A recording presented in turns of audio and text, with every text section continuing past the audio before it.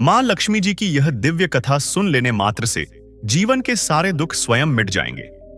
दर्शक बंधु, क्या आप अपने जीवन में आर्थिक परेशानियों से घिरे हुए हैं? क्या कड़ी मेहनत करने के बाद भी घर में धन का अभाव बना रहता है? क्या आप जीवन में सुख, शांति और समृद्धि की तलाश कर रहे हैं? हम सभी चाहते हैं कि हम पर और हमारे परिवार पर धन की देवी मां लक्ष्मी की कृपा हमेशा बनी रहे। हम सभी अपने जीवन में उन दुखों और कष्टों से मुक्ति पाना चाहते हैं जो हमें दिन रात परेशान करते हैं। लेकिन कई बार ना चाहते हुए भी जीवन में ऐसा समय आता है जब हम चारों तरफ से मुश्किलों से घिर जाते हैं। हमें समझ नहीं आता कि इस दुख के सागर से बाहर कैसे निकले। अगर आपके मन में भी ऐसी ही कोई चिंता है तो आज आप बिल्कुल सही जगह पर आए हैं। आज हम आपके लिए मां लक्ष्मी जी की एक ऐसी चमत्कारी और दिव्य कथा लेकर आए हैं जिसके बारे में यह मान्यता है कि इसे केवल सच्चे मन से सुन लेने से ही इंसान के जीवन के सारे दुख और गरीबी स्वयं ही मिट जाते हैं। यह कोई साधारण कहानी नहीं है। यह मां लक्ष्मी की कृपा का वह अचूक आशीर्वाद है जो आपके जीवन की दिशा बदल सकता है। यह वह दिव्य प्रकाश है जो आपके जीवन के हर अंधकार को मिटाकर उसे सुख समृद्धि से भर सकता है। इस कथा में वह शक्ति है जो आपके बंद किस्मत के दरवाजे खोल सकती है। हम आपसे बस इतना ही निवेदन करेंगे कि आप अपने कीमती समय में से कुछ पल निकालकर पूरी श्रद्धा और विश्वास के साथ मां लक्ष्मी जी की इस महिमा भरी कथा को अंत तक जरूर सुनें। क्या पता मां लक्ष्मी का आशीर्वाद आज आप ही के लिए हो। क्या पता इस कथा को सुनकर आपका जीवन भी हमेशा के लिए बदल जाए। तो आइए अपने मन को पवित्र करके और मां लक्ष्मी का ध्यान धर के शुरू करते हैं यह दिव्य कथा, जिसे सुन लेने मात्र से जीवन के सारे दुख स्वयं मिट जाएंगे। लेकिन दर्शक बंधु, कथा में आगे बढ़ने से पहले एक महत्वपूर्ण बात बता दूं कि गरुड़ पुराण में स्पष्ट लिखा है कि जब हम कोई कथा या शिक्षा बीच में छोड़ते हैं तो हम केवल शब्द नहीं छोड़ते, हम उस आशीर्वाद को अधूरा छोड़ देते हैं जो शायद ईश्वर ने खास हमारे लिए ही भेजा हो। इसलिए इस ज्ञान यज्ञ को अंत तक सुनकर ही सफल बनाएं। यदि आपका हृदय भी इस बात से सहमत है तो अपनी श्रद्धा को एक लाइक में बदलिए। चैनल इंस्पायर्ड टॉक्स को सब्सक्राइब करके इस आध्यात्मिक यात्रा में हमारे साथी बनिए और कमेंट में जय मां लक्ष्मी लिखकर इस कथा के शुभारंभ का साक्षी बनिए। तो चलिए पूरे मन और पूरी श्रद्धा के साथ कथा के सागर में प्रवेश करते हैं। बहुत समय पहले की बात है।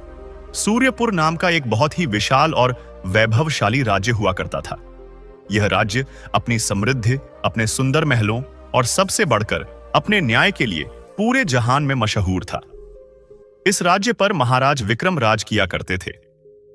महाराज विक्रम जितने शूरवीर और पराक्रमी थे, उतने ही दयालु और न्यायप्रिय भी थे। उनके शासन में प्रजा सुख और चैन से अपना जीवन बिता रही थी। राज्य का खजाना हमेशा भरा रहता था और किसी भी चीज की कोई कमी नहीं थी। महाराज विक्रम अपनी बुद्धि और विवेकपूर्ण फैसलों के लिए जाने जाते थे। उनके राज्य में कोई भी दुखी नहीं था और अगर किसी को कोई परेशानी होती भी तो महाराज का न्यायतंत्र इतना मजबूत था कि जल्द ही उसे इंसाफ मिल जाता था। एक दिन महाराज विक्रम अपने भव्य दरबार में बैठे थे।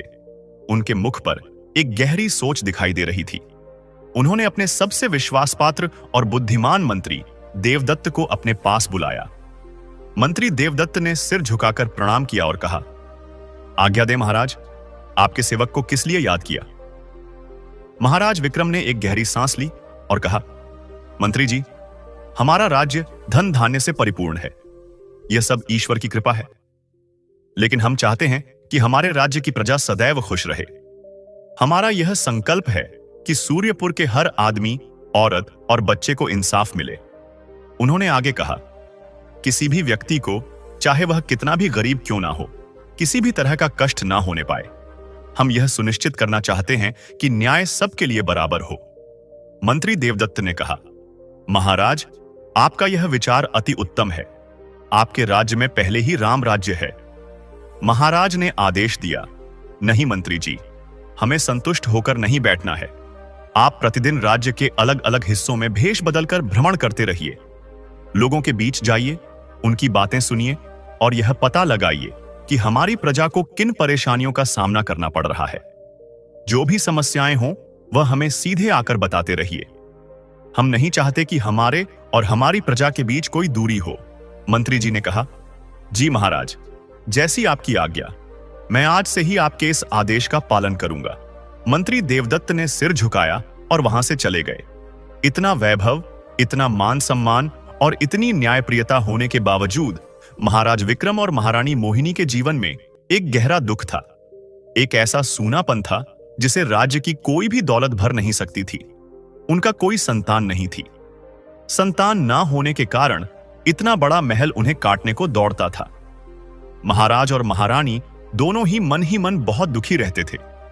महारानी मोहिनी, जो स्वभाव से अत्यंत धार्मिक और दयालु थीं, उन्होंने संतान प्राप्ति के लिए हर संभव प्रयास किया।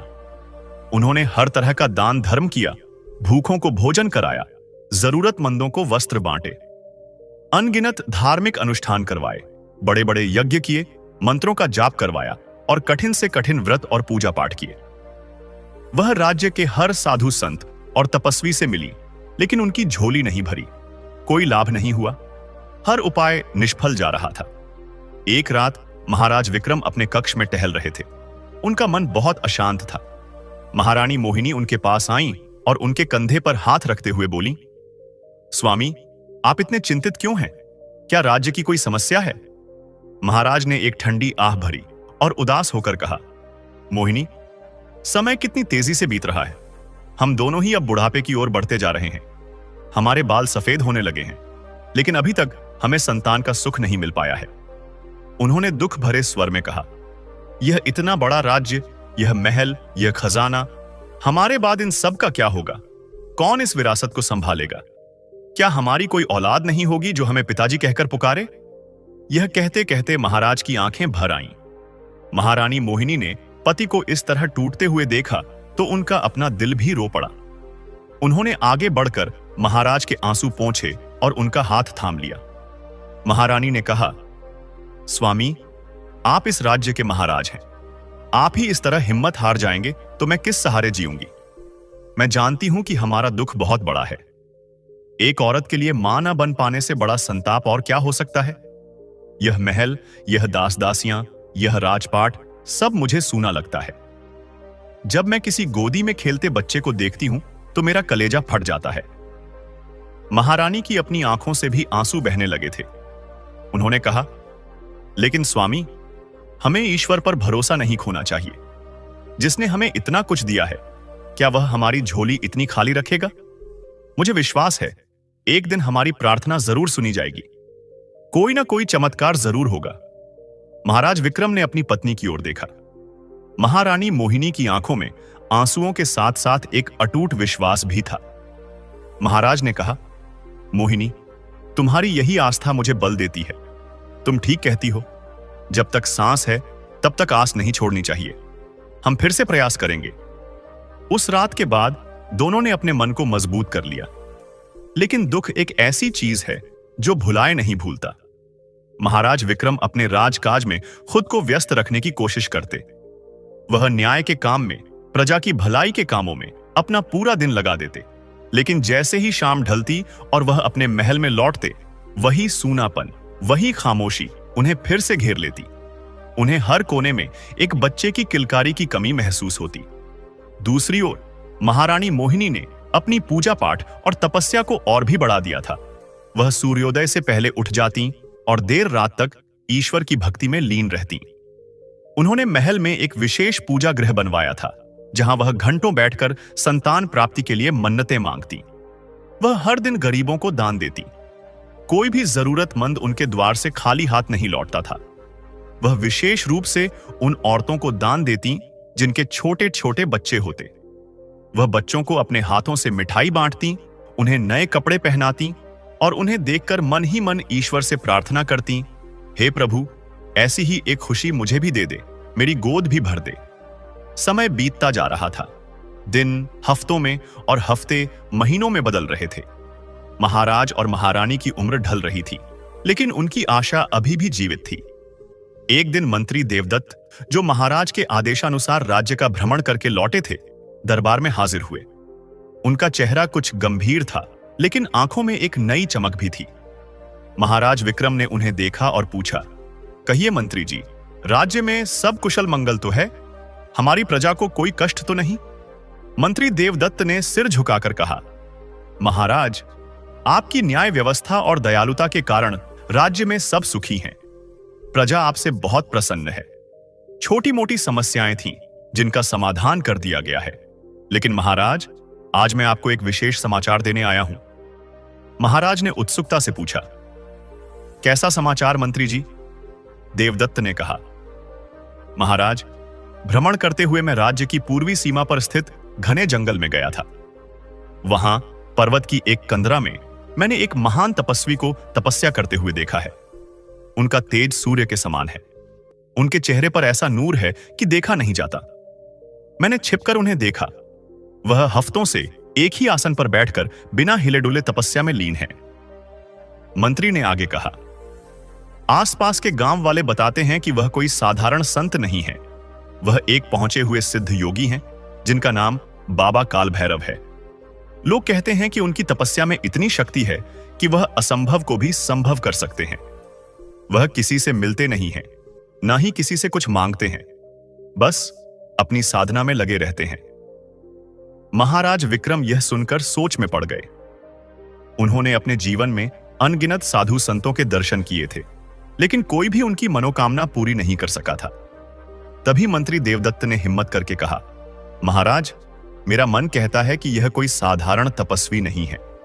अगर आप और महारानी जी एक बार स्वयं जाकर उनसे मिलें और अपनी व्यथा उनके सामने रखें तो क्या पता ईश्वर उन्हीं के रूप में आपकी प्रार्थना सुन ले।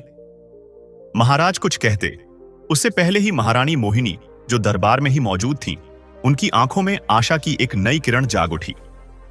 उन्होंने तुरंत कहा, स्वामी, मंत्री जी ठीक कह रहे हैं। हमें अवश्य उन तपस्वी के दर्शन के लिए जाना चाहिए। न जाने किस भेष में भगवान मिल जाए। हम एक प्रयास और करके देखते हैं। महारानी की आवाज में इतनी व्याकुलता और इतनी आशा थी कि महाराज विक्रम मना नहीं कर सके। उन्होंने एक लंबी सांस ली और दृढ़ निश्चय के साथ कहा, ठीक है मोहिनी, हम अवश्य जाएंगे। मंत्री जी, आप तैयारी शुरू करवाइए। हम कल सूर्योदय के समय ही उस घने जंगल की ओर प्रस्थान करेंगे और उन सिद्ध योगी बाबा काल भैरव से मिलकर अपनी व्यथा कहेंगे। महाराज विक्रम का आदेश मिलते ही पूरे महल में एक गुप्त तैयारी शुरू हो गई। महाराज ने यह स्पष्ट निर्देश दिया था कि यह कोई राजकीय यात्रा नहीं होगी। वह एक राजा की तरह नहीं, बल्कि एक साधारण जरूरतमंद भिक्षु की तरह उन तपस्वी के पास जाना चाहते थे। उन्होंने मंत्री देवदत्त से कहा, मंत्री जी, इस बात का ध्यान रहे, हमारे साथ कोई सेना, कोई लश्कर या दास दासी नहीं जाएंगे। हम दोनों, यानी मैं और महारानी, बिल्कुल साधारण वस्त्रों में पैदल ही उस जंगल की यात्रा करेंगे। हम अपनी राजसी पहचान का कोई भी चिन्ह अपने साथ नहीं ले जाएंगे। जब हम किसी संत के पास अपनी झोली फैलाने जा रहे हैं, तो हमारे मन में अहंकार का लेश मात्र भी नहीं होना चाहिए। मंत्री देवदत्त महाराज की यह बात सुनकर बहुत प्रभावित हुए। उन्होंने कहा, महाराज, आपकी महानता इसी में है। मैं बस 2 घोड़े और कुछ रक्षकों को भेष बदलकर आपसे कुछ दूरी पर चलने की व्यवस्था करवा देता हूं। जंगल का रास्ता है, जंगली जानवरों का खतरा हो सकता है। आप हमारे राजा हैं, आपकी सुरक्षा हमारा धर्म है। महाराज ने कुछ सोचा और फिर कहा, ठीक है, जैसा आपको उचित लगे, लेकिन वे इतनी दूरी पर रहेंगे कि तपस्वी को उनकी भनक भी ना लगे। अगली सुबह पौ फटने से भी पहले महाराज विक्रम और महारानी मोहिनी ने स्नान करके साधारण सूती वस्त्र धारण किए। महारानी ने अपने सारे कीमती आभूषण उतार दिए थे। उनकी आंखों में एक अजीब सी दृढ़ता और भक्ति का भाव था। दोनों ने महल के गुप्त द्वार से प्रस्थान किया। मंत्री देवदत्त ने उन्हें जंगल के मुख्य मार्ग तक छोड़ दिया और उन्हें रास्ता समझाया। जंगल का रास्ता जैसा बताया गया था, उससे कहीं ज्यादा कठिन और दुर्गम था। शुरू में तो पगडंडी साफ थी, लेकिन जैसे जैसे वे घने जंगल के भीतर बढ़ते गए, रास्ता कांटों भरा और ऊबड़ खाबड़ होता गया। महाराज विक्रम, जो युद्ध के मैदान में बड़े बड़े शत्रुओं का संहार कर चुके थे, आज अपनी पत्नी के साथ एक अलग ही लड़ाई लड़ रहे थे। वह आगे आगे चलते, बड़ी बड़ी झाड़ियों को हटाते ताकि महारानी को कोई कांटा न चुभ जाए। महारानी मोहिनी, जिन्होंने कभी महल के मखमली कालीनों के सिवा कहीं पैर नहीं रखा था, आज नंगे पैर या साधारण सी जूतियों में उस पथरीली जमीन पर चल रही थी। धूप तेज हो गई थी। दोनों के शरीर पसीने से तरबतर थे। उनके पैर छिल गए थे और कंठ प्यास से सूख रहे थे।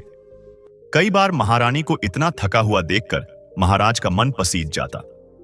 वह रुककर कहते, मोहिनी, तुम थक गई होगी, चलो इस पेड़ के नीचे थोड़ी देर आराम कर लें। तुम इस तरह के कष्ट सहने की आदी नहीं हो, यह सब मेरी ही जिद है। लेकिन महारानी मोहिनी हर बार मुस्कुराकर उन्हें रोक देती। वह अपने माथे का पसीना पोंछते हुए कहती, नहीं स्वामी, मैं बिल्कुल नहीं थकी हूं। जब मंजिल इतनी बड़ी हो तो रास्ते के कांटों की परवाह कौन करता है? यह तो मेरी परीक्षा है। मैं देखना चाहती हूं कि ईश्वर मेरी भक्ति में कितनी दृढ़ता देखता है। आप चलिए, हम रुक नहीं सकते। महारानी का यह अदम्य साहस और यह अटूट विश्वास देखकर महाराज विक्रम को भी नई ऊर्जा मिल जाती। वह फिर से दोगुने उत्साह के साथ चलने लगते। उन्हें अपनी पत्नी पर गर्व हो रहा था, जो इतने दुख में भी इतनी मजबूत थी। वे चलते रहे, चलते रहे। पूरा दिन बीतने को आया। जंगल और भी घना होता जा रहा था। जंगली जानवरों की डरावनी आवाजें आने लगी थीं। शाम ढलने से पहले वे मंत्री देवदत्त के बताए अनुसार उस पर्वत के पास पहुंच गए। वह पर्वत दूर से ही किसी तपस्वी की तरह शांत और गंभीर खड़ा था। चारों ओर एक अजीब सी शांति फैली हुई थी। हवा में एक भीनी भीनी सुगंध थी, जैसे कहीं कोई यज्ञ चल रहा हो। महाराज और महारानी ने पर्वत की कंदरा गुफा की ओर चढ़ाई शुरू की।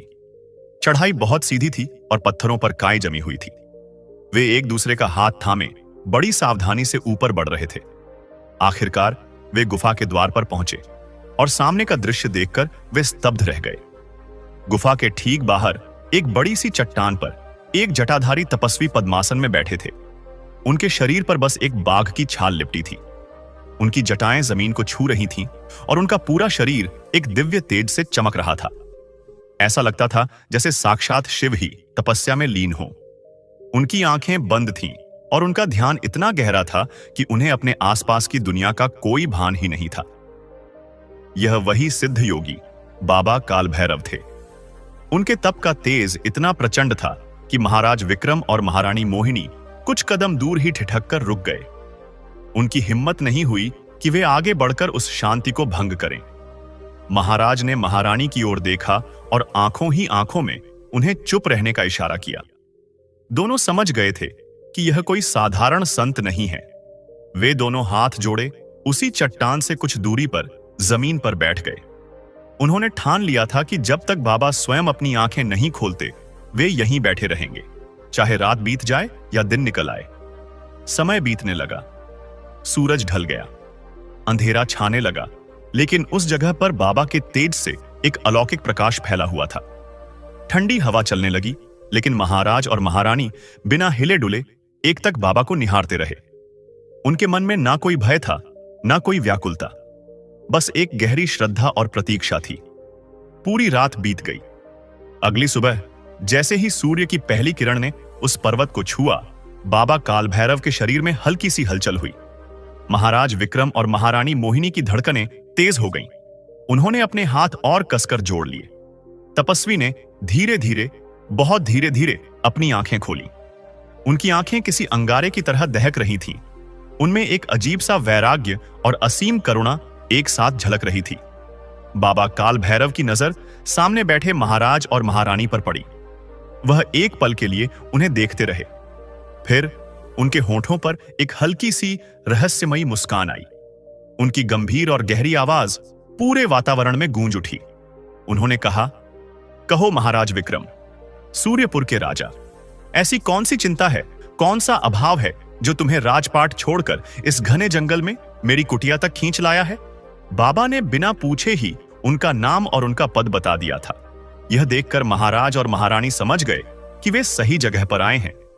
बाबा काल भैरव के मुख से अपना और अपने राज्य का नाम सुनकर महाराज विक्रम और महारानी मोहिनी दोनों ही स्तब्ध रह गए। वे एक दूसरे को हैरानी से देखने लगे। यह कैसा तपस्वी है जो बिना मिले, बिना परिचय के ही उनका सब कुछ जानता है। इस चमत्कार ने उनके मन में बची खुची शंका को भी मिटा दिया। उन्हें यह पक्का विश्वास हो गया कि यह कोई साधारण साधु नहीं, बल्कि साक्षात ईश्वर का कोई रूप है। महाराज विक्रम तुरंत अपनी भावनाओं को संभालते हुए उस कठोर जमीन से उठे। वह आगे बढ़े और बाबा काल भैरव के चरणों के पास जाकर एक राजा का सारा अभिमान त्याग कर साष्टांग दंडवत प्रणाम किया। उन्होंने अपना सिर जमीन पर रख दिया। उनकी आंखों से आंसुओं की धारा बह निकली, जो उनके अभिमान के नहीं बल्कि उनकी गहरी पीड़ा और श्रद्धा के आंसू थे। महाराज ने सिर उठाते हुए हाथ जोड़कर रूंधे हुए गले से कहा, हे प्रभु, हे सिद्ध योगी, आप तो अंतर्यामी हैं, आप सब जानते हैं, हमसे क्या छिपा है। हाँ, मैं सूर्यपुर का अभागा राजा विक्रम हूं और यह मेरी धर्मपत्नी महारानी मोहिनी है। प्रभु, आपके पास आने का कारण। इतना कहते कहते महाराज की आवाज भारी हो गई। उन्होंने एक गहरी सांस ली और अपनी व्यथा कहनी शुरू की। हे मुनिवर, ईश्वर की कृपा से मेरे पास सब कुछ है। धन दौलत के अंबार लगे हैं।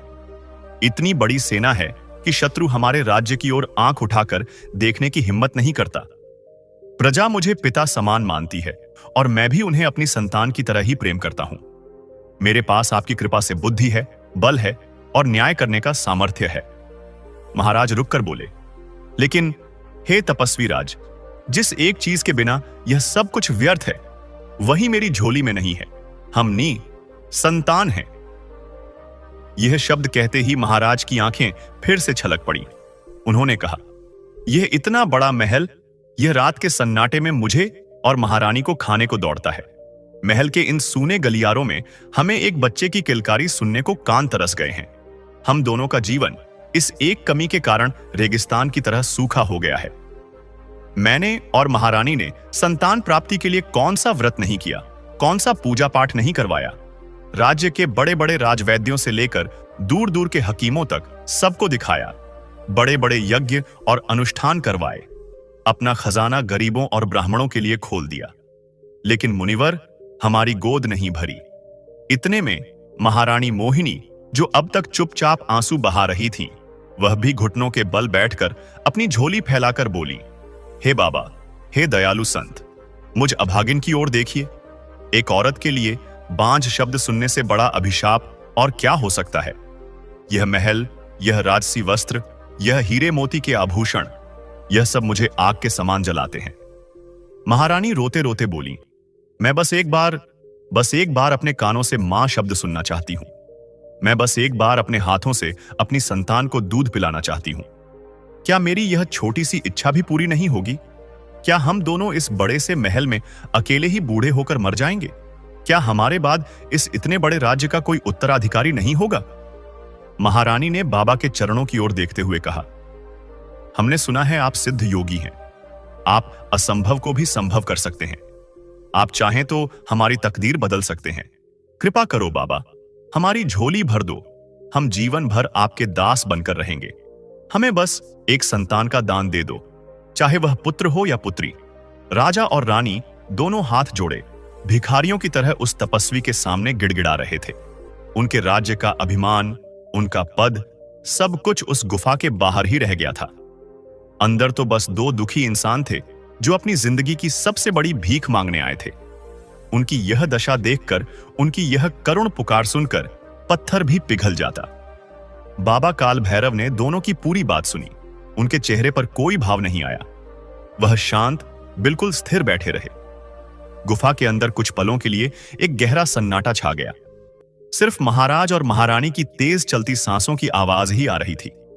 उनके दिल जोर जोर से धड़क रहे थे। वे बस एक ही इंतजार में थे कि बाबा अब कुछ बोलेंगे। काफी देर बाद ऐसा लगा मानो एक युग बीत गया हो। बाबा काल भैरव ने अपनी आंखें, जो अभी तक बंद थीं, फिर से खोली। इस बार उनकी नजरों में एक अजीब सी गंभीरता थी। उन्होंने एक बहुत गहरी सांस ली जो उस शांत गुफा में गूंज उठी। फिर उन्होंने अपनी भारी आवाज में कहा, महाराज विक्रम। महाराज ने चौंक कर ऊपर देखा। जी प्रभु। बाबा ने कहा, तुम्हारा दुख वास्तविक है, तुम्हारी पीड़ा सच्ची है, और यह भी सच है कि तुमने एक राजा होते हुए भी कभी धर्म और न्याय का मार्ग नहीं छोड़ा। तुमने और महारानी ने जो तपस्या और दान पुण्य किए हैं, वे भी व्यर्थ नहीं गए हैं। यह सुनकर महाराज और महारानी के मन में आशा की एक छोटी सी लौ जली। लेकिन अगले ही पल बाबा काल भैरव ने जो कहा, उसे सुनकर उन दोनों के पैरों तले जमीन खिसक गई। बाबा ने कहा, किंतु हे राजन, विधाता का विधान बहुत कठोर है और तुम्हारे भाग्य की रेखाएं मैं साफ साफ पढ़ पा रहा हूं। तुम्हारे भाग्य में संतान का सुख लिखा ही नहीं है। तुम दोनों की किस्मत में संतान का योग ही नहीं है। तुम निसंतान रहने के लिए ही जन्मे हो। बाबा काल भैरव के यह कठोर शब्द वज्रपात बनकर महाराज विक्रम और महारानी मोहिनी पर गिरे। तुम्हारे भाग्य में संतान का सुख लिखा ही नहीं है। यह एक वाक्य नहीं था, यह उन दोनों की मृत्यु का फरमान था। जिस एक उम्मीद को लेकर वे इतनी कठिन यात्रा करके, इतने कष्ट सहकर यहां तक पहुंचे थे, उस उम्मीद का दिया एक ही पल में बुझ गया था। दोनों जहां बैठे थे वहीं जैसे पत्थर के हो गए। उनकी आंखों से बहते आंसू भी मानो जम गए। गुफा के अंदर एक ऐसा भयानक सन्नाटा छा गया जिसे केवल 3 धड़कते हुए दिलों की आवाज ही भर रही थी, या शायद 2 टूटे हुए दिलों की। महारानी मोहिनी ने अविश्वास में अपना सिर हिलाया। उन्हें लगा जैसे उन्होंने गलत सुना है। वह कांपती हुई आवाज में बोली, नहीं नहीं प्रभु, ऐसा मत कहिए, यह सच नहीं हो सकता। उनकी आंखों से निराशा की एक नई गर्म धारा बह निकली। वह अपने घुटनों के बल सरकती हुई बाबा काल भैरव के और निकट पहुंच गईं। उनका राजसी गौरव, उनका महारानी होने का मान, सब कुछ उस एक पल में पिघल गया था। वह एक साधारण दिल टूटी हुई औरत की तरह अपनी झोली फैलाकर फूट फूट कर रो पड़ी।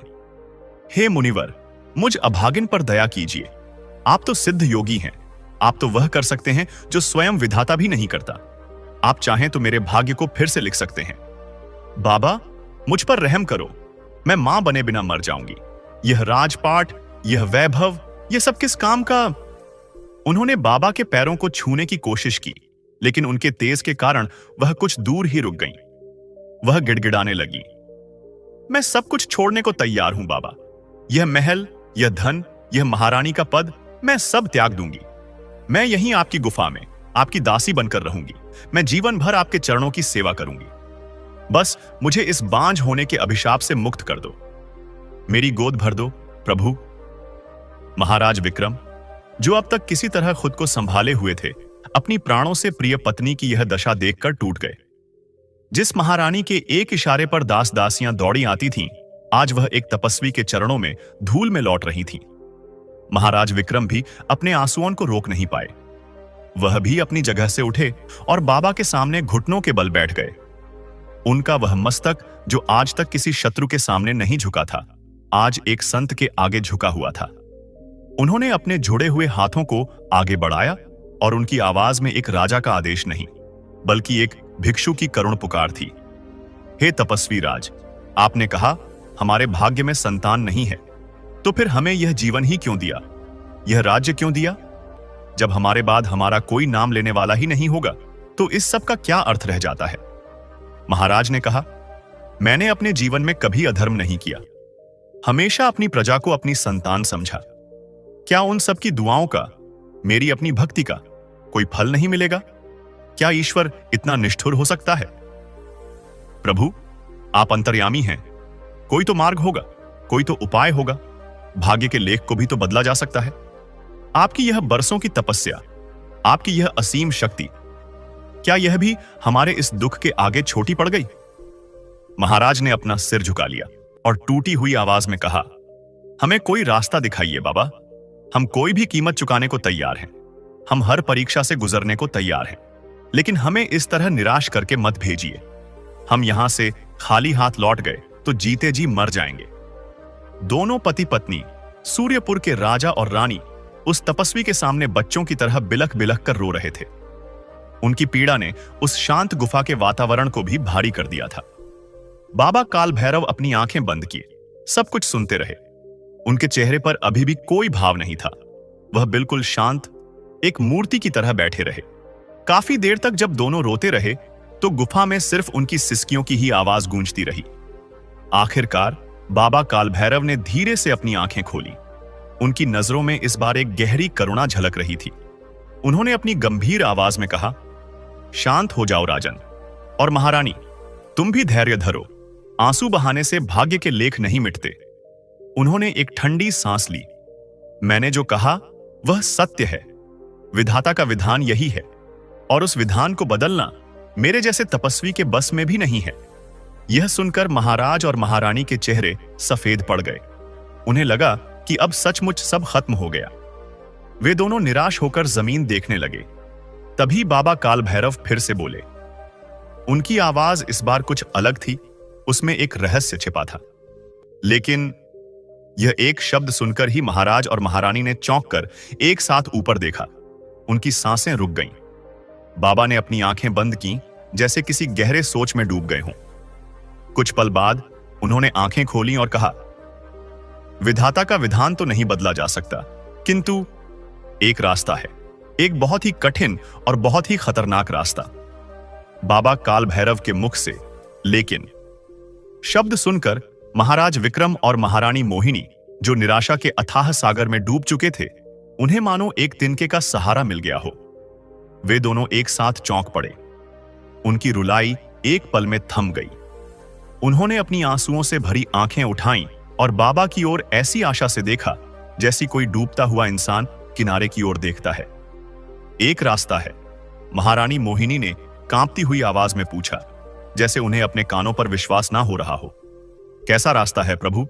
महाराज विक्रम ने भी अपने हाथ जोड़ लिए। उनका दिल इतनी जोर से धड़क रहा था कि उन्हें लगा कि वह छाती फाड़कर बाहर आ जाएगा। उन्होंने कहा, बाबा, आप जो कहेंगे हम वह करने को तैयार हैं। आप बस हमें वह रास्ता बताइए, चाहे वह कितना भी कठिन क्यों ना हो, हम पीछे नहीं हटेंगे। महाराज की इस उतावली पर बाबा काल भैरव के चेहरे पर कोई प्रसन्नता नहीं आई, बल्कि उनका चेहरा और भी गंभीर हो गया। उनकी आंखों में एक चेतावनी का भाव था। तपस्वी ने अपनी गहरी आवाज में कहा, धैर्य रखो राजन, उतावलेपन में लिए गए फैसले ही विनाश का कारण बनते हैं।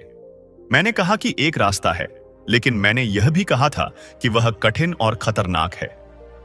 पहले यह समझ लो कि तुम मुझसे क्या मांगने जा रहे हो, बाबा ने समझाया। तुम ईश्वर से प्रार्थना नहीं कर रहे हो, तुम विधाता के विधान को, भाग्य के लिखे हुए को चुनौती देने की बात कर रहे हो। और जब कोई प्रकृति के नियम के विरुद्ध जाता है तो प्रकृति उससे बहुत बड़ी कीमत वसूल करती है। बाबा ने अपनी आंखें बंद की और कहा, तुम्हारे भाग्य में संतान नहीं है, यह एक अटल सत्य है। इस सत्य को बदलने का मतलब है मुझे अपनी बरसों की तपस्या की शक्ति को दांव पर लगाना होगा। मुझे नियति से तुम्हारे लिए एक जीवन छीनना होगा। यह सुनकर महाराज और महारानी कांप गए। बाबा ने आगे कहा, मैं ऐसा कर सकता हूं। मेरी तपस्या में इतनी शक्ति है कि मैं एक बार, सिर्फ एक बार, भाग्य के विधान को मोड़ सकता हूं। मैं तुम्हें संतान का सुख दे सकता हूं। यह सुनते ही महारानी मोहिनी के चेहरे पर एक पल के लिए अपार खुशी आई। वह कुछ कहने ही वाली थी, लेकिन बाबा ने हाथ उठाकर उन्हें रोक दिया। लेकिन महारानी, बाबा ने कहा, यह कोई वरदान नहीं होगा, यह एक सौदा होगा। जब कोई चीज अपने भाग्य से नहीं बल्कि छीन कर ली जाती है तो वह कभी भी पूरी नहीं मिलती। वह अपने साथ कोई ना कोई खोट लेकर आती है। महाराज विक्रम ने दृढ़ता से कहा, प्रभु, हम आपकी बात समझ रहे हैं। आप बस हमें यह बताइए कि हमें क्या करना होगा और हमें क्या कीमत चुकानी होगी। बाबा काल भैरव कुछ देर तक दोनों को घूरते रहे, मानो उनकी दृढ़ता को परख रहे हों। फिर उन्होंने कहा, ठीक है, अगर तुमने निश्चय कर ही लिया है तो सुनो।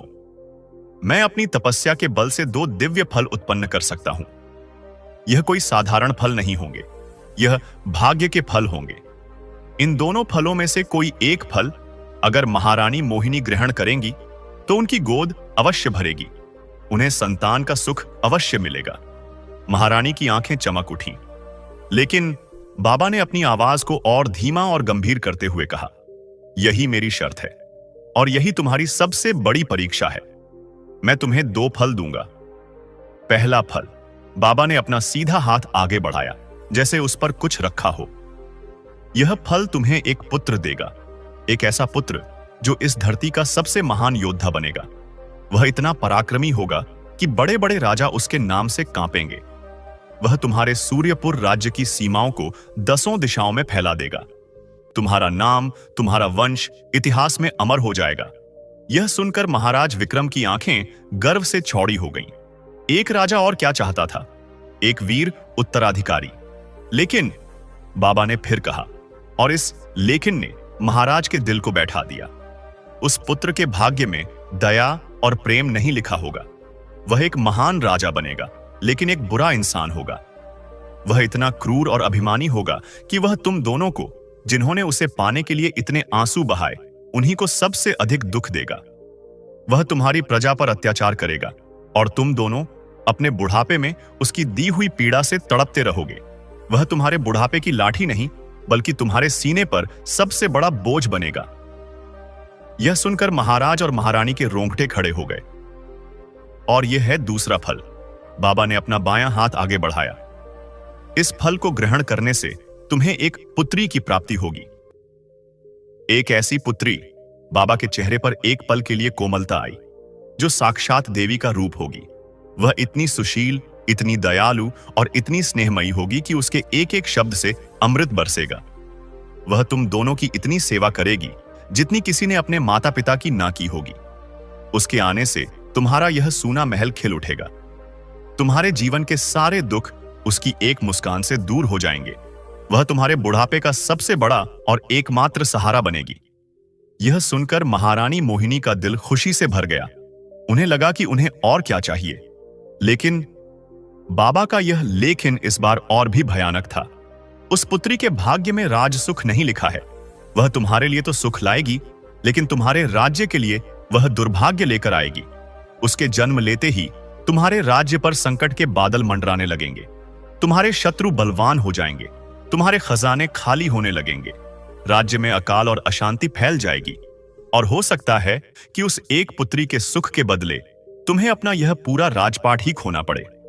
बाबा काल भैरव ने अपने दोनों हाथ आगे बढ़ाए रखे, जिन पर मानो दो अदृश्य फल रखे हों। उन्होंने महाराज विक्रम की आंखों में सीधे देखते हुए पूछा, अब बोलो महाराज विक्रम और महारानी मोहिनी, यह है तुम्हारा कठिन रास्ता। तुम्हें इन दोनों में से एक को चुनना होगा। क्या चुनते हो? एक क्रूर पुत्र जो तुम्हारा वंश तो बढ़ाएगा लेकिन तुम्हें जीवन भर रुलाएगा, या एक प्यारी पुत्री जो तुम्हें तो सुखी कर देगी लेकिन तुम्हारे पूरे राज्य को और तुम्हारी प्रजा को दुख में डुबो देगी। तुम्हारे पास सोचने के लिए ज्यादा वक्त नहीं है। मेरा तप का बल भी सीमित है। फैसला करो। महाराज विक्रम और महारानी मोहिनी दोनों उस गुफा में सन्न बैठे रह गए। वे एक दूसरे का चेहरा देख रहे थे। उनकी खुशी, उनकी आशा एक ही पल में एक ऐसे भयानक दो धारी कांटे में बदल गई थी, जहां एक तरफ कुआं था और दूसरी तरफ खाई। यह एक ऐसी पसंद थी जो वरदान से भी बदतर थी। बाबा काल भैरव का यह भयानक विकल्प सुनकर महाराज विक्रम और महारानी मोहिनी पर जैसे पहाड़ टूट पड़ा। वे दोनों उस गुफा की ठंडी पत्थरीली जमीन पर सन्न बैठे थे। जिस संतान सुख के लिए वे इतने तड़पे थे, आज वही सुख उनके सामने दो ऐसे भयानक रूपों में खड़ा था, जिनमें से एक को चुनना दूसरे से भी बदतर था। गुफा के अंदर एक गहरा, असहनीय सन्नाटा पसर गया। बाहर पक्षियों के चहचहाने की आवाज आ रही थी, लेकिन अंदर ऐसा लग रहा था मानो समय ही रुक गया हो। महाराज विक्रम का चेहरा सफेद पड़ चुका था। वह एक राजा थे। उनका पहला धर्म उनकी प्रजा थी। वह अपनी प्रजा को, जो उन्हें अपने पिता के समान मानती थी, उसे दुख और अकाल की आग में कैसे झोंक सकते थे? सिर्फ अपनी गोद भरने के लिए वह लाखों लोगों की गोदें कैसे उजाड़ सकते थे? उन्होंने अपनी कांपती नजरों से महारानी मोहिनी की ओर देखा। महारानी मोहिनी का हाल उनसे भी बुरा था। उनके होंठ सूखे हुए थे और आंखें पथरा गई थीं। वह उस क्रूर पुत्र के बारे में सोच रही थीं, एक ऐसा पुत्र जो उन्हीं को दुख देगा। वह एक मां बनना चाहती थीं, एक राक्षसी की नहीं। वह अपने पति, जिनसे वह इतना प्रेम करती थीं, उन्हें अपने बुढ़ापे में अपनी ही संतान के हाथों तड़पते हुए कैसे देख सकती थीं? दोनों की नजरें मिली। दोनों ने एक दूसरे की आंखों में वही असीम पीड़ा, वही भयानक दुविधा देखी। महारानी मोहिनी ने अपने आंसुओं को पोंछा। उनकी आवाज, जो अब तक गिड़गिड़ा रही थी, अब उसमें एक अजीब सी ठहरी हुई पीड़ा थी। उन्होंने महाराज का हाथ थामते हुए कहा, स्वामी, यह हम क्या मांगने आ गए? यह वरदान नहीं, यह तो अभिशाप है। यह तो दो धारी तलवार है। वह बाबा की ओर मुड़ी और हाथ जोड़कर बोली, हे प्रभु, वह पुत्र किस काम का, जो अपने ही माता पिता के सीने पर मूंग दले, जो आपकी दी हुई इस प्रजा पर अत्याचार करे? मैं ऐसी संतान से तो नियर संतान ही भली। महाराज विक्रम ने अपनी पत्नी की यह बात सुनी तो उन्हें एक पल के लिए बहुत बड़ा सहारा मिला, लेकिन उनके मन की दुविधा अभी खत्म नहीं हुई थी। उन्होंने कहा, मोहिनी, तुम ठीक कहती हो, वह क्रूर पुत्र हमें स्वीकार नहीं है। वह हमारे वंश का नाम बढ़ाने की जगह हमारे वंश पर कलंक लगा देगा। लेकिन वह प्यारी पुत्री, महाराज की आवाज में एक उम्मीद झलकी। सोचो मोहिनी, एक ऐसी पुत्री जो साक्षात देवी का रूप हो, जो हमारी इतनी सेवा करे कि हमारे सारे दुख दूर हो जाएं। महारानी ने तुरंत अपने पति की बात काटी। उनकी आंखों में इस बार आंसू नहीं, बल्कि एक दृढ़ता थी। नहीं स्वामी, उन्होंने कहा, और उस देवी जैसी पुत्री के बदले हम अपने राज्य को, अपनी प्रजा को दांव पर लगा दें। क्या यही हमारा राजधर्म है? क्या यही न्याय है जिसके लिए आप पूरे संसार में जाने जाते हैं? महारानी ने कहा, हमारा दुख सिर्फ हमारा है स्वामी। हम अपने दुख के बदले में अपनी लाखों प्रजा को दुख में नहीं धकेल सकते। जिन लोगों ने आप पर इतना विश्वास किया, क्या हम उन्हें यह सिला देंगे कि राजा रानी ने अपने सुख के लिए हमें अकाल और अशांति में मरने के लिए छोड़ दिया? महारानी मोहिनी के यह शब्द महाराज विक्रम के सीने पर किसी तीर की तरह लगे। उन्हें अपनी पत्नी पर गर्व भी हुआ और अपनी कुछ देर की कमजोरी पर शर्म भी आई। महारानी ने सही कहा था। वह एक पल के लिए उस प्यारी पुत्री के मोह में अपने राजधर्म से भटक गए थे। महाराज विक्रम के मन में चल रहा सारा कोहराम शांत हो गया। उनका मन, जो दुविधा में फंसा था, अब बिल्कुल स्पष्ट हो गया था। उन्हें अपना उत्तर मिल गया था। वह धीरे से उठे। महारानी मोहिनी भी उनके साथ उठी। दोनों ने एक दूसरे का हाथ कसकर थाम लिया, मानो आज उन्होंने अपने जीवन का सबसे बड़ा फैसला ले लिया हो। महाराज विक्रम ने बाबा कालभैरव के सामने सिर झुकाया। इस बार उनके चेहरे पर न कोई दुख था, न कोई लालच। उनके चेहरे पर एक अजीब सी शांति थी, जैसे कोई बड़ी जंग जीत कर आया हो। महाराज ने हाथ जोड़कर बहुत ही शांत और दृढ़ आवाज में कहा, हे मुनिवर, आपने आज हमारी आंखें खोल दी।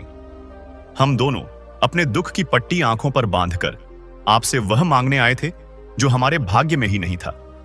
हम इतने स्वार्थी हो गए थे कि हम अपनी संतान की चाह में अपने धर्म और अपने कर्तव्य दोनों को भूलने को तैयार हो गए थे। महाराज ने एक गहरी सांस ली। आपने हमें दो रास्ते दिखाए, लेकिन हे प्रभु, यह दोनों ही रास्ते अधर्म की ओर जाते हैं। पहला रास्ता, महाराज ने कहा, एक क्रूर पुत्र का है। ऐसी संतान को दुनिया में लाकर जो प्रजा पर अत्याचार करे और अपने माता पिता को ही दुख दे, इससे बड़ा पाप और क्या हो सकता है? यह मानव धर्म के विरुद्ध है। हम ऐसा पुत्र स्वीकार नहीं कर सकते।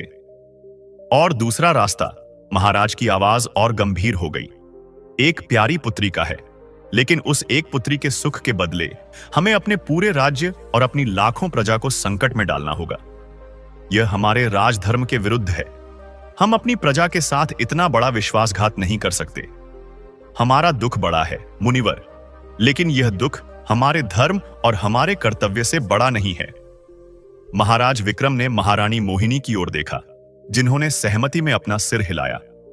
महाराज ने अपना मस्तक झुकाते हुए कहा, हे सिद्ध योगी, हम आपके इस सौदे को अस्वीकार करते हैं। हम इन दोनों में से कोई भी फल नहीं लेंगे। अगर विधाता ने हमारे भाग्य में संतान नहीं लिखी है, तो हमें यह स्वीकार है। हम संतान ही रह लेंगे। हम अपने राज्य की प्रजा को ही अपनी संतान समझेंगे और अपना बचा हुआ जीवन उन्हीं की भलाई में लगा देंगे। हम इस जंगल में एक भिखारी बनकर आए थे, लेकिन अब हम यहां से एक राजा और रानी की तरह अपने धर्म को लेकर वापस जा रहे हैं।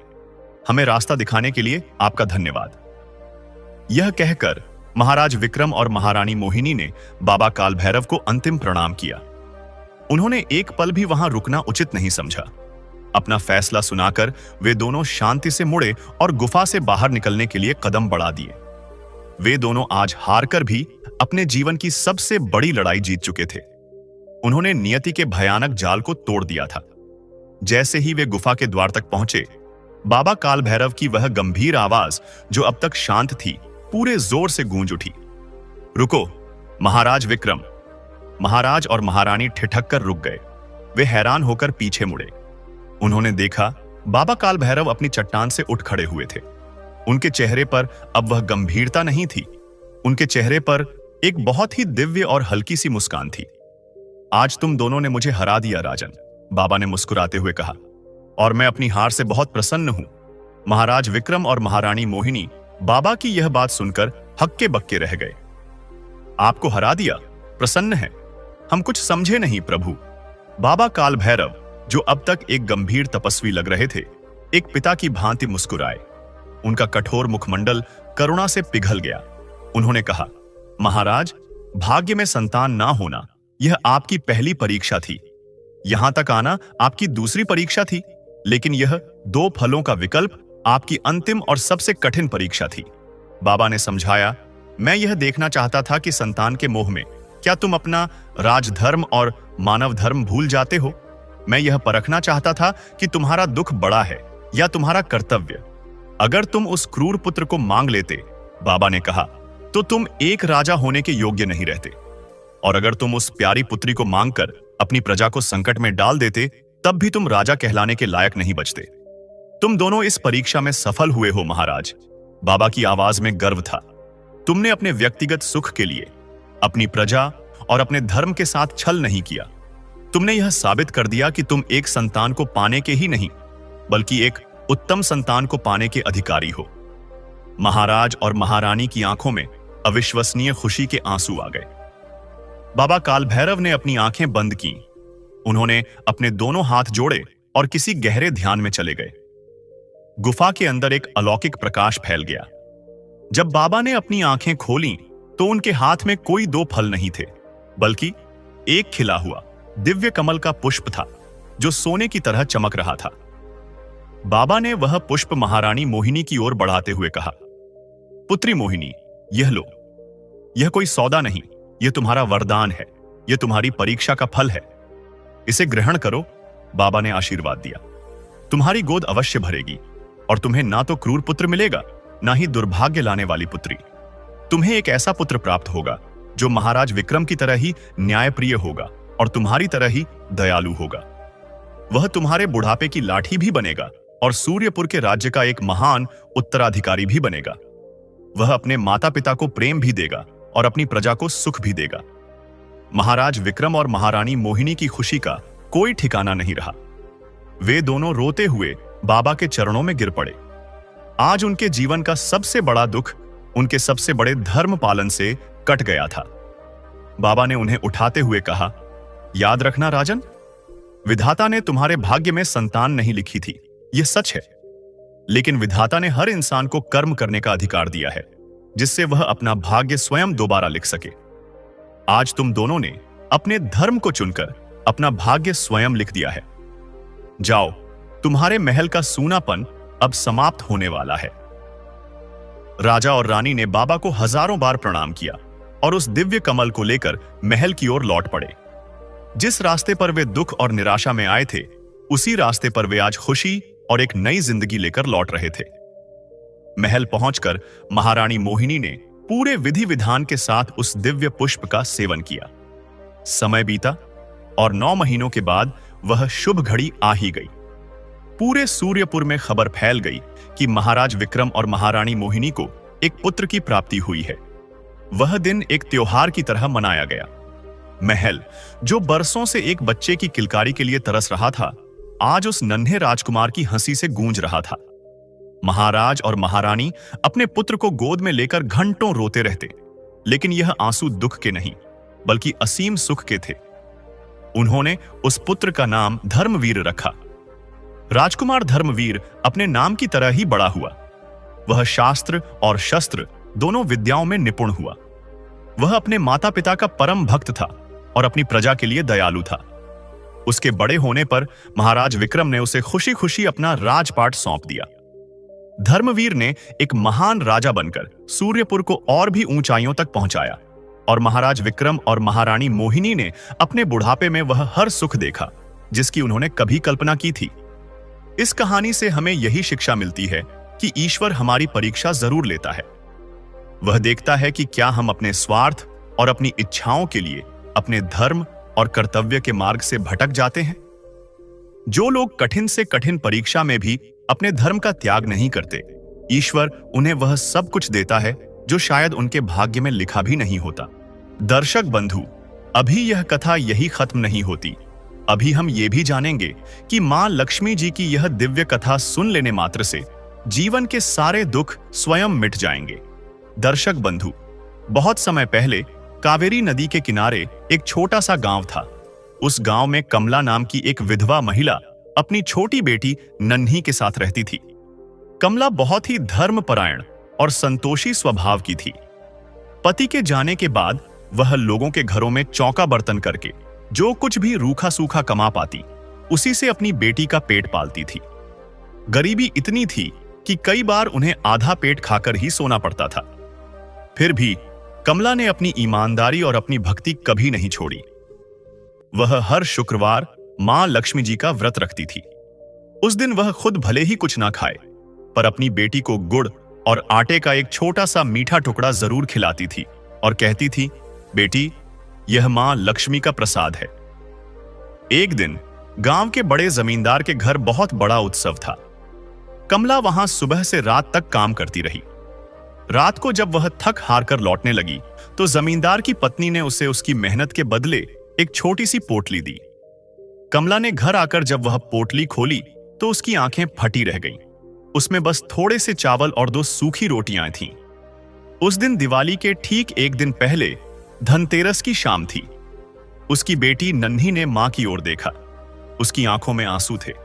वह बोली, मां, क्या कल दिवाली पर भी हम सिर्फ यह सूखी रोटी खाएंगे? क्या मां लक्ष्मी हमारे घर कभी नहीं आएंगी? बेटी की यह बात कमला के दिल में तीर की तरह चुभ गई। वह अपनी बेटी को गले लगाकर खूब रोई। उसके पास अपनी बेटी को देने के लिए कोई जवाब नहीं था। अंधेरी रात थी। कमला अपनी टूटी झोपड़ी के एक कोने में बैठी थी। उसने अपनी आंखें बंद की और हाथ जोड़कर मां लक्ष्मी को याद करने लगी। वह रोते हुए बोली, हे मां लक्ष्मी, हे जगत जननी, मैं यह नहीं कहती कि मुझे धन दौलत दो, मैं यह नहीं कहती कि मेरा घर सोने से भर दो, लेकिन मां, आज मेरी बेटी की आस्था टूट रही है। मैंने उसे हमेशा सिखाया कि तुम सब पर कृपा करती हो, तुम दुख हरने वाली हो।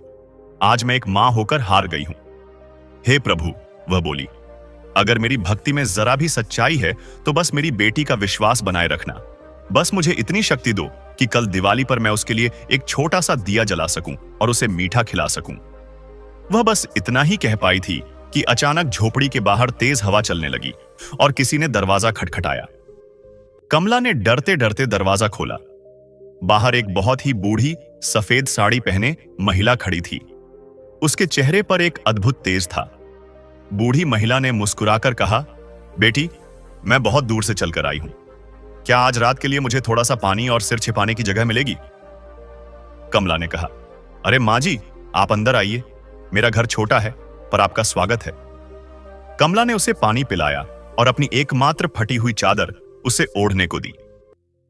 बूढ़ी मां ने कमला से पूछा, बेटी, तुम इतनी उदास क्यों हो? तुम्हारी आंखों में आंसू क्यों हैं? कमला ने अपनी सारी व्यथा उस बूढ़ी मां को सुना दी। सब सुनने के बाद बूढ़ी मां ने धीरे से अपना हाथ उठाया। उसकी मुट्ठी में एक छोटी सी चमकती हुई डिब्बी थी। उसने कहा, बेटी, मेरे पास तुम्हें देने के लिए कुछ बड़ा तो नहीं है, पर यह मेरी हल्दी की डिब्बी है। मैं जब भी पूजा करती थी इसी का उपयोग करती थी। इसे रख लो। जब तक तुम्हारी रसोई में यह डिब्बी रहेगी तुम्हारे भंडार कभी खाली नहीं होंगे। कमला ने झिझकते हुए वह डिब्बी ले ली। सुबह जब कमला की नींद खुली तो वह बूढ़ी मां जा चुकी थी। कमला ने सोचा कि चलो रसोई में जो चावल हैं वही पका लूं। जैसे ही वह चावल के मटके में हाथ डालने लगी तो वह हैरान रह गई। मटका बेहतरीन बासमती चावलों से ऊपर तक भरा हुआ था। वह दौड़कर आटे के डिब्बे के पास गई। वह भी घी और शक्कर से भरा पड़ा था। और जब उसने उस बूढ़ी मां की दी हुई हल्दी की डिब्बी खोली तो उसकी आंखें चौंधियां गईं। वह डिब्बी शुद्ध सोने के सिक्कों से भरी हुई थी। कमला समझ गई, वह बूढ़ी मां कोई और नहीं, स्वयं मां लक्ष्मी थी जो उसकी परीक्षा लेने आई थी। उस घोर गरीबी में भी कमला ने अपना धर्म नहीं छोड़ा और एक भूखी, जैसा उसने सोचा, बूढ़ी मां को आसरा दिया था। उस दिन के बाद कमला और उसकी बेटी के जीवन से सारे दुख हमेशा के लिए मिट गए। कमला ने उस धन से एक छोटा सा घर बनवाया, पर उसने अपनी भक्ति और अपना सरल स्वभाव कभी नहीं छोड़ा। कहा जाता है, जो कोई भी इस कथा को सच्चे मन से सुनता है मां लक्ष्मी उस पर अवश्य कृपा करती है और उसके जीवन के सारे कष्टों को हर लेती है। तो दर्शक बंधु, यह थी मां लक्ष्मी जी की वह दिव्य और चमत्कारी कथा। हमें पूरी आशा है कि इस पवित्र कथा को सुनकर आपके मन को शांति मिली होगी और मां लक्ष्मी के प्रति आपकी आस्था और भी गहरी हुई होगी।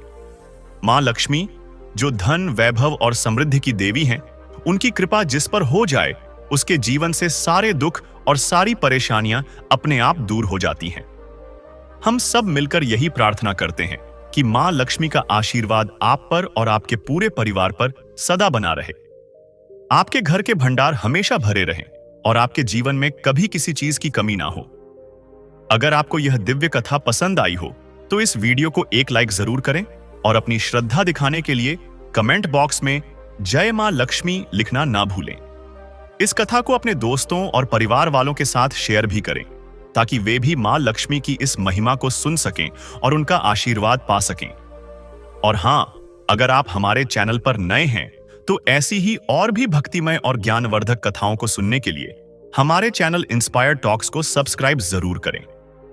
हम जल्द ही मिलेंगे एक नई कथा के साथ। तब तक के लिए मां लक्ष्मी आप सबका कल्याण करें। जय मां लक्ष्मी।